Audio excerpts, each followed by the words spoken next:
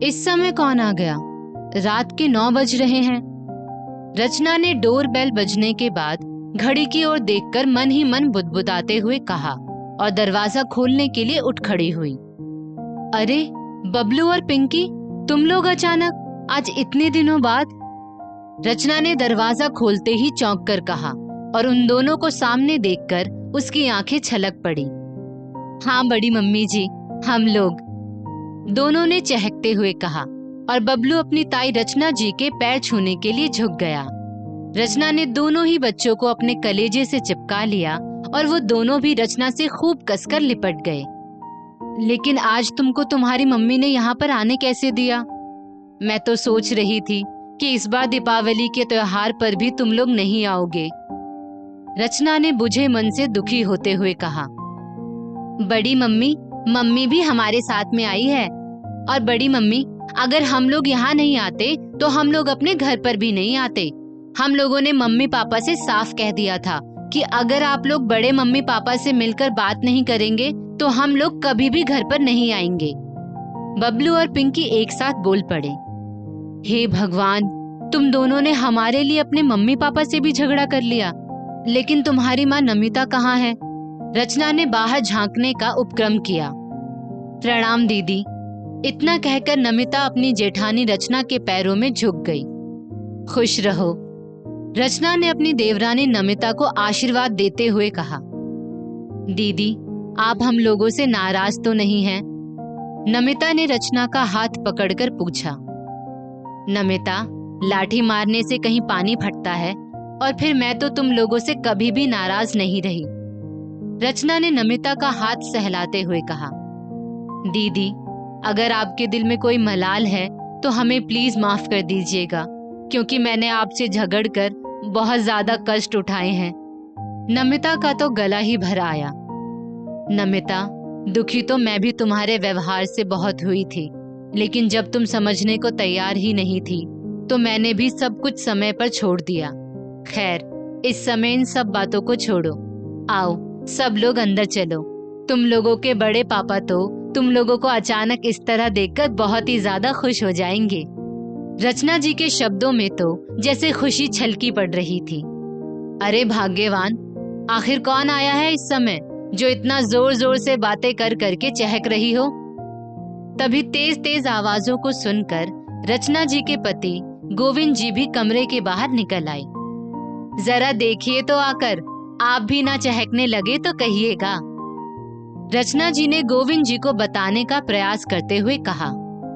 अरे वाह, बबलू और पिंकी के साथ साथ नमिता भी आई है। और ये गोपाल कहाँ है? गोविंद जी की आंखों ने अपने छोटे भाई को तलाशते हुए पूछा। जी भैया, वो भी दुकान बढ़ाकर इधर ही आ जाएंगे। नमिता ने गोविंद जी के पैरों को छूकर जवाब दिया। चलिए, आपको सारी वस्तु स्थिति से मिलवाते हैं।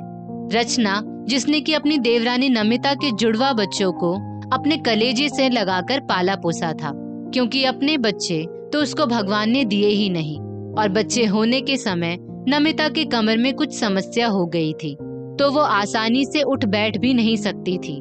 इसलिए रचना ने अपना पूरा ध्यान उन बच्चों के नाम ही केंद्रित कर दिया। बच्चों से ही उसकी सुबह शुरू होती और बच्चों से ही रात। बच्चे ज्यादातर उसके पास ही रहते। गोविंद भी उन बच्चों में अपने बच्चों की खुशी तलाशते। समय अपनी गति से आगे बढ़ रहा था। नमिता रचना से हमेशा यही कहती, दीदी, अगर आप बच्चों को ना संभालती तो कैसे पलते ये बच्चे? लेकिन रचना भी उतने ही प्यार से जवाब देती, नमिता, शायद भगवान ने भी इसीलिए मेरी झोली खाली रखी कि मैं पिंकी और बबलू की यशोदा मैया बन जाऊं। समय के साथ बच्चे बड़े हो गए और नमिता ने उनको हॉस्टल में डाल दिया। पता नहीं नमिता और रचना के खूबसूरत रिश्ते को किसकी नजर लग गई। ये दूर की ननद के बहकावे में आकर कि एक दिन देखना, रचना तुम्हारे बच्चों को तुमसे छीन लेगी। नमिता का मन फीका पड़ गया और वो रचना के प्रति अपने बच्चों का प्यार देखकर चिढ़ने लगी, और यही चिढ़ एक दिन ज्वालामुखी बनकर फूट पड़ी। अब तो दोनों के रिश्ते में खटास भर गई। हालांकि रचना, गोविंद और गोपाल ने नमिता को बहुत समझाने की कोशिश की। बात इतनी ज्यादा बढ़ गई कि नमिता रचना से दूर रहने की सोचने लगी और उसने रचना के घर से काफी दूर अपना नया मकान खरीद लिया और वहीं पर रहने के लिए चली गई। रचना बहुत ही ज्यादा रोई, लेकिन परिस्थितियां उसके हाथ में नहीं थी। गोविंद जी ने भी बहुत समझाया रचना को, लेकिन रचना बच्चों से मिलने के लिए तड़पती। हॉस्टल में रहने के कारण बच्चों से बात भी नहीं कर पाती। खैर, धीरे धीरे काफी समय बीत गया और दीपावली का त्योहार नजदीक आ गया। रचना को कहीं न कहीं मन में एक उम्मीद थी कि पिंकी और बबलू उससे मिलने के लिए जरूर आएंगे, और यही हुआ भी। दीदी, ये बच्चे मुझसे ज्यादा आपके हैं। मैं किसी के बहकावे में आकर सचमुच बहुत ही ज्यादा स्वार्थी हो गई थी, लेकिन मैं आपसे पैर छूकर माफी मांग रही हूँ। हालांकि मेरी ये गलती माफी लायक नहीं है, लेकिन फिर भी हो सके तो मुझको माफ कर दीजिएगा। नमिता एकदम से फपक फपक कर रो पड़ी। उठो नमिता, भूल हर इंसान से होती है, लेकिन जो गलती मानकर माफी मांग ले वो गलती क्षम्य भी हो जाती है। दीपावली का शुभ त्योहार आ गया है। इस बार तो हम लोगों ने धनतेरस पर भी कुछ नहीं खरीदा। आज धनतेरस है, चलो सब लोग मिलकर खरीदारी करने चलते हैं। रचना ने नमिता को अपने गले से लगा लिया। भाग्यवान, खरीदारी इतनी रात को? गोविंद जी तपाक से बोले। बड़े पापा, धनतेरस को तो काफी रात तक दुकानें खुली रहती हैं। आप भी साथ में चलिए, खूब मजा आएगा। और बाजार में हम लोगों को चाट भी खिलाइएगा, क्योंकि बहुत दिनों से हमने बढ़िया चाट भी नहीं खाई। पिंकी चहक कर बोल पड़ी। अच्छा, सब लोग चलो, आज मैं अपनी पसंद के लक्ष्मी गणेश खरीदूंगा। गोविंद जी बोल पड़े, जो कि बाजार जाने के नाम पर हमेशा कतराते थे।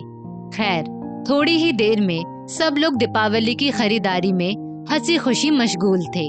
उन लोगों के उत्साह में 2-3 महीने पहले की काली मां छठ कर जगमग प्रकाश फैल गया था। दोस्तों, इस स्टोरी को लेकर आपकी क्या राय है, नीचे कमेंट करके जरूर बताइएगा। और ऐसी ही और भी बेहतरीन वीडियोस के लिए हमारा पेज जरूर फॉलो करें। धन्यवाद।